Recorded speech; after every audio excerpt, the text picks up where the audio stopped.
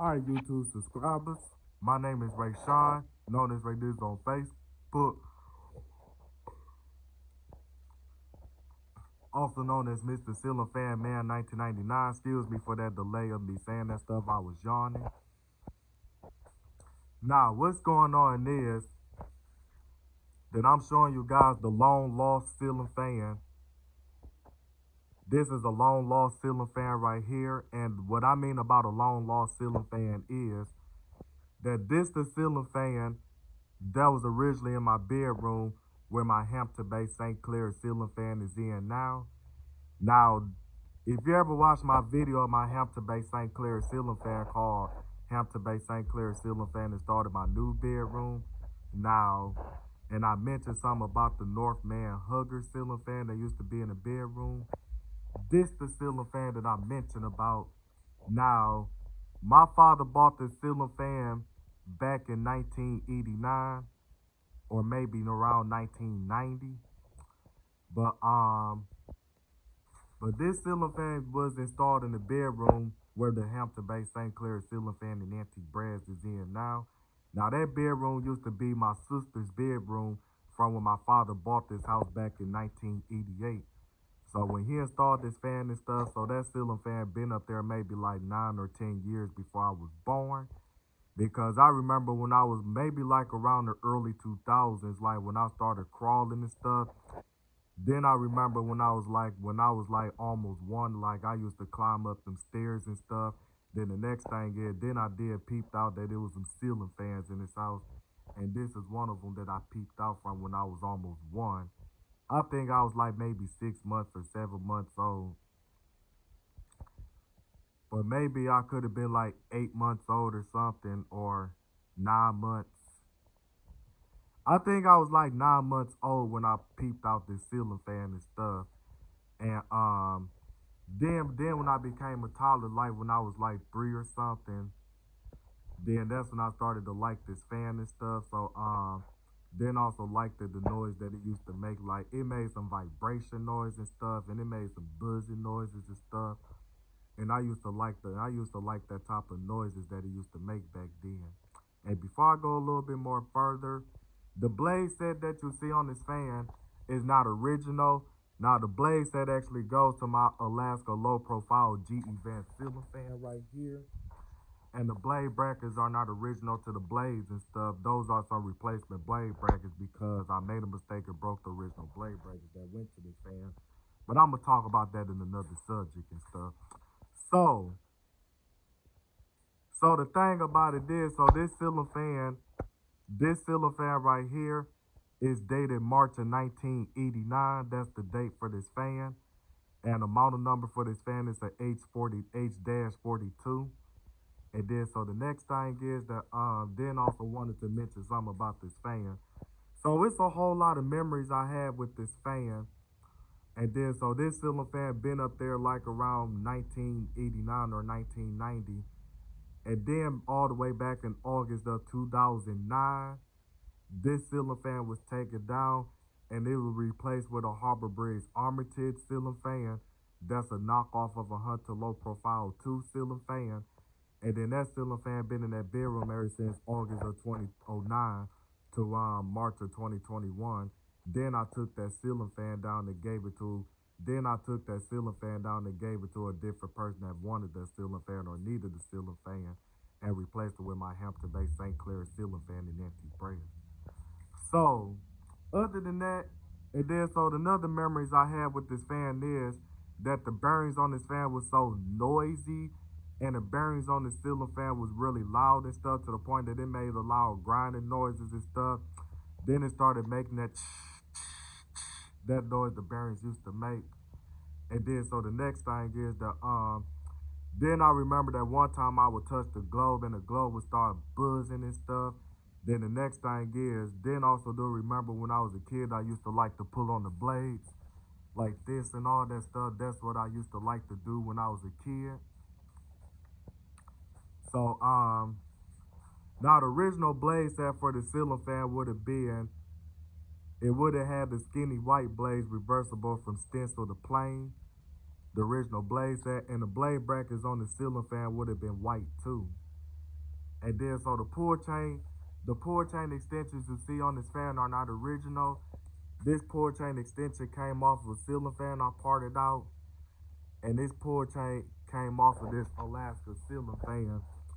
Now the original pull chain pendants that you'll see on this fan would have been the pull chain pendants that you'll see on the CEC ceiling fan, like the CEC Newport ceiling fan, like them the type of pendants that this fan would originally have.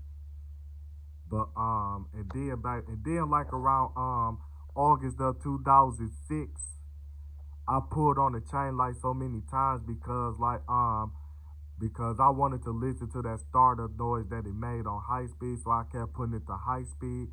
Then I pulled it like 1,000 times and all that stuff. And then the last pull I did, and then the last time I pulled that chain after the 1,000 times I pulled on it, then when I pulled the chain for the final time, it broke off on me and stuff. Then I started crying and all that stuff because I couldn't believe that I broke the fan and the ceiling fan was stuck on medium and stuff. And the reason why I started crying when I was 6 going on 7, because when I made a mistake and broke the chain, that would have been it and all that stuff. So then as the years went up, when that fan was still up there, I really miss pulling on the chain for that fan. I really miss doing that stuff. And then so the next thing is that due to the fact that the fan was stuck on medium speed, and then so my father had to put the reverse switch in the middle position to turn the fan off and all that stuff. And when he put the reverse switch in the middle position, that's what made the fan stop spinning. And then so the next thing is that then what else I was about to say about this thing before I forgot. Then after that, and then so the next thing is the pull chain for the light was still on there, thankfully and stuff. But I'm not gonna demonstrate this fan, and I'm not gonna demonstrate the light and all that stuff because this is a long story, and I do not want to make this video longer. Then you guys will be waiting forever for me to demonstrate the fan. So then after that, so then the ceiling, and then after that, and then like around 2010, when I was 11, back in 2010, I removed all the wire nuts off the ceiling fan, and I don't even know what the heck I did with the wire nuts. Then the next thing is, then I started pulling. Then I also took all the switches out the ceiling fan, including the light kit pull chain switch. And then the next thing is, then I'm surprised. Well, then I actually left it inside the switch housing of the ceiling fan, surprisingly, but luckily and stuff. And because of that, that's how I was able to remember the wiring on how the fan was wired before and all that stuff. And then so the next thing is, then also ripped the original lead wires out the ceiling fan when I was 11 years old back in 2010. And then after that, and then as the years went up some more, I haven't even seen the ceiling fan motor ever since then. And I haven't even saw it and stuff. And I thought that my father might have tossed it out by now. So I really miss seeing the ceiling fan and stuff. And then like around this weekend or earlier this week, my father found the motor that actually went to the ceiling fan and stuff. And I was surprised that he actually found it. Then when I started looking for some ceiling fan parts, and then I ended up finding this motor and all that stuff.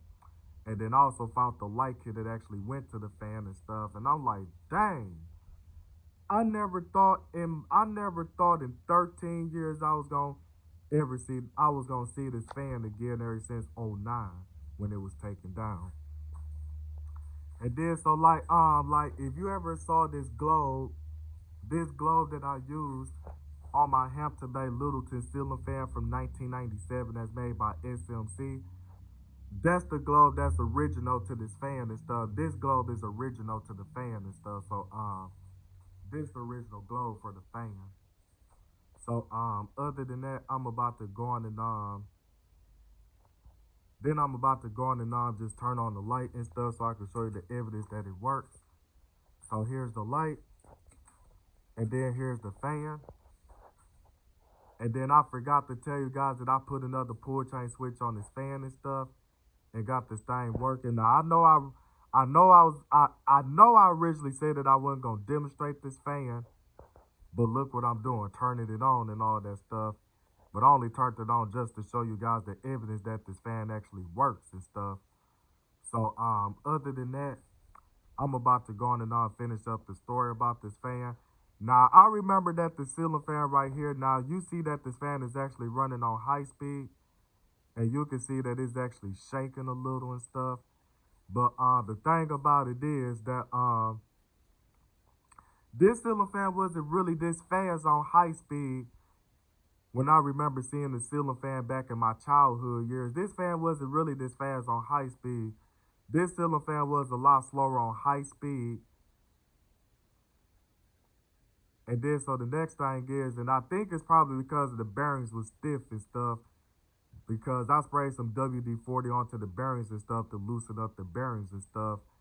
And then the next thing is, then it got rid of the scraping noise and stuff. So, and then it did have some dry bearing noise that I already talked about, the scraping noise and the grinding noise. So it did get rid of the dry bearing noise. So instead of it making the dry bearing noise and stuff, it make that top of bearing noise that Dan Spiffy Newman likes to call the wet bearing noise. So it got the wet bearing noise and not the dry bearing noise. So it got the wet bearing noise. Something what Dan Spiffy Newman liked to call it. But this fan was always shaky and stuff. It was always shaky like when you put it on high speed anyway.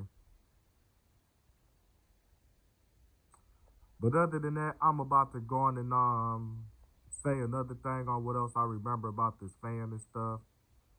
So another thing I remember about this fan is that well, not only that it was noisy and stuff. Then I used to like that I like that noise that it made, like I touched the globe and all that stuff, and the globe would start buzzing and stuff, and I really liked that noise and stuff for some odd reason when I was a kid. Probably cause when I was a kid I didn't know no better at that time and stuff. And then another thing I wanted to cover up about this fan is that even with the original blade, this ceiling fan blowed a good amount of air for a hugger ceiling fan. And it blowed a lot of air to the point that I felt like that was too much air was blowing on me. So when I was a kid, I used to try to avoid standing up under the ceiling fan because I ain't want no air blowing on me. But I just only wanted it on just to watch it spin. And then so the next thing is that what else I remember? What else I remember? Yeah, so it's probably because I didn't understand that was the purpose of a ceiling fan is to create air, not create air, but to move air around and stuff so it could cool off a person. And then I used to wonder why. Then I used to wonder why the ceiling fan was blowing air and stuff when I was a kid when I didn't know no better at that time. Until I found out that that's the purpose of a ceiling fan, just like any other fans and stuff. The purpose of a fan is to move air around so you can stay cool in the summer. So other than that, I'm about to go on and get off this video. So this is Mr. Ceiling Fan Man 1999. My name is Rayshawn Willis, also known as Ray Niz on Facebook, and I'm signing out this video, and I am out.